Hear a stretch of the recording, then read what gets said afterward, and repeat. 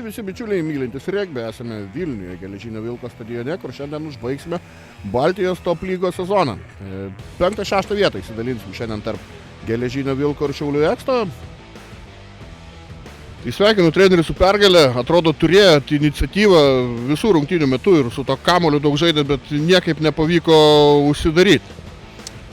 Taip, pirmam kėliny tai ko gero 3 kartus galėjom žeminti prie pat jau žeminimo linijos, bet vis neišpildėm iki galo ir tos persvaros neįtvirtinom, tai viskas pasiliko antram kėliniui iki paskutinių minučių. Tai ko gero galėjom ir daugiau tų progų išnaudoti ir gal tas būtų rezultatas truputį švelnesnis ir ramesnis mums einant į pabaigą rungtynių, bet manau žiūrovams nuo to buvo tik įdomiau ir intriga išliko iki pat galo. Tos rungtynės dėl 5 vietos, kiek norėjosi šiandien laimėti dėl tos taurės, o kiek norėjosi patį sezoną šiandien pabaigti pergalę? Mes dar, kaip sakant, tobulėjantį komandą, integruojantį jaunimą ir aišku, vis drąsiau šnekam apie naujus ir aukštesnius tikslus, bet aišku, šiais metais tas tikslas gal maksimalus neįvykdytas, bet kad ir kokios būtų rungtynės, kad ir žinom, nebepateksim top 4, liko 2, tikslas buvo užsibrėžti abi laimėti, tai džiaugiuosi, kad tą pasiekėm, o žiūrint į priekį, tai augam, tobulėjam ir kuo toliau to bus tik geriau. O dabar rašydėlis laisva tema ir jūsų žodis visai Geležinio Vilko bendruomeniai.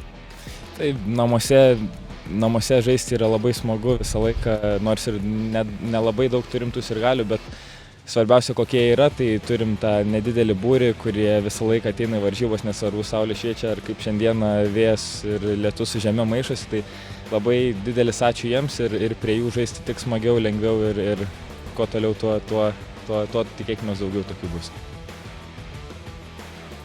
Treneris prieš rungtynę sakė, kad biški trūko ten tos motyvacijos ir noro, tos nelabai reikšmingos tos 5 vietos rungtynės, bet žiūrint tą rungtynių pabaigą, bent jau vaizdas buvo, kad laimėti tikrai norėjo.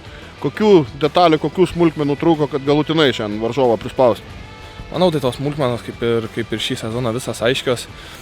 Trumpas suolas, kuris būtų lygiavertis mums pakeis, nes iškrentam traumos, net laikom aikštėj, tada nelygiavertis soliukas išeina ir tada jau gaunam. Koks apskritai buvo visas sezonas, ar maždaug įgyvendino tos užsibrėžtus tikslus ir apskritai koks visas sezono apibendrinimas?